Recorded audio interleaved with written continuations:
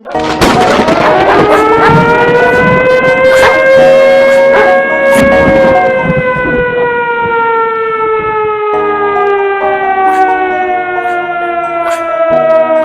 give you 5 signs that your family is operating under a generational curse.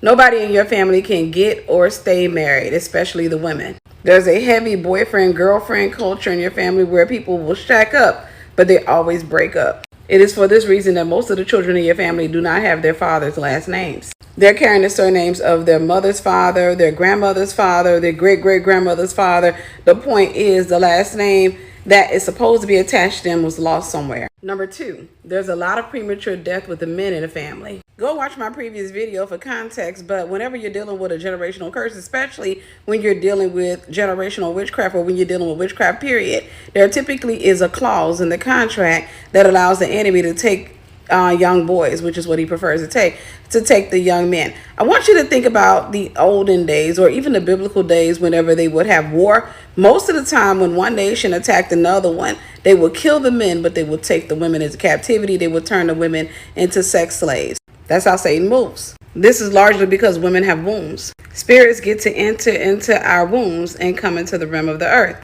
Legally, that is. Number 3, generational poverty. Now, I have to say this, poverty is a mindset. It's not just the outward condition, it's the inward condition of the mind, or better yet, the heart. It's being limited to certain information. That's all it is. Information is an arm. The less information you have, the less your reach is. That's good, golly, or true information, I mean. And anytime you find poverty in the family, you will typically find the crabs in a bucket mentality. A lot of ignorance, a lot of fighting, a lot of drinking and drugs, which brings me to number 4. Addiction runs in your bloodline. As humans, we were actually created to progress, and anytime we don't progress, we start going in cycles or systems. This is what we call a stronghold. This creates a great deal of depression, and this depression is oftentimes pacified by addiction. That's until depression gets so big that it is no longer satisfied by a pacifier. It has to get a bottle. The bottle is called rebellion. The Bible says rebellion is as the sin of witchcraft. You see, it's not just about Satan keeping you ignorant. He actually wants you to come into agreement with him. He wants you to surrender your will to him. Eventually, the bottle isn't enough, so he has to start giving you meat. This particular meat is called witchcraft. Outright witchcraft, that is. Number 4, division in the family. Division is one of Satan's most narcissistic moves. His objective is to divide and conquer. So your family begins to consist of 3 groups of people. The rebellious, unsaved, hateful, the ones who don't care about serving the Lord. The religious, those who have the appearance of godliness but deny the power thereof. And a few righteous folks. Nobody likes the religious people, so they separate themselves. The righteous are disregarded by the family because a prophet is not without honor except in his own country and amongst his own kin. So they have to move on to where they can be used by God. And the sinful, rebellious, and those who are just pretty much into witchcraft stick together until some of them start fighting for power.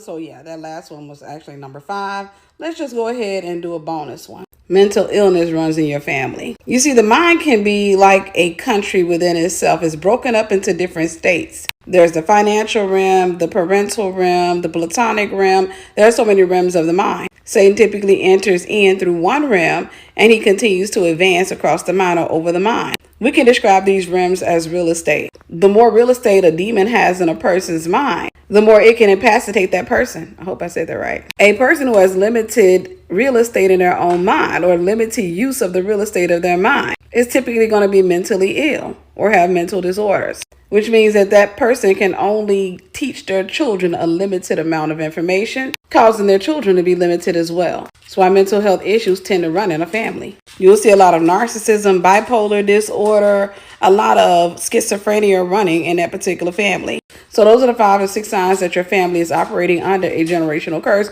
The obvious question is, how do I break the curse? You want to surrender yourself to God, completely wholeheartedly give yourself over to God, and then you want to make sure that you go through deliverance. You have to do that by yourself sometimes so that your family can.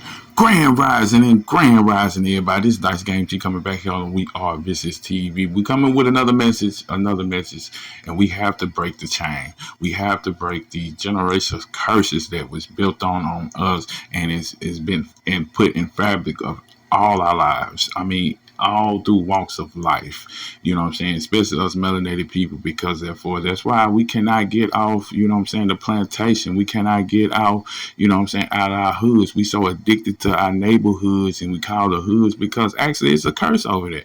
It's a curse over our people to keep us where we been at for these last, you know what I'm saying, 400 years. You know what I mean? So now we need to start, you know what I'm saying, breaking the chain, breaking these curses, and not just us melanated people. I'm talking about all people. I mean, all walks of life, because everybody, every last one of us have, you know what I'm saying, generational curses, families curses, and then I'm gonna put it like this: the English language. Because they say we all witches and warlocks, because the English language is spell casting.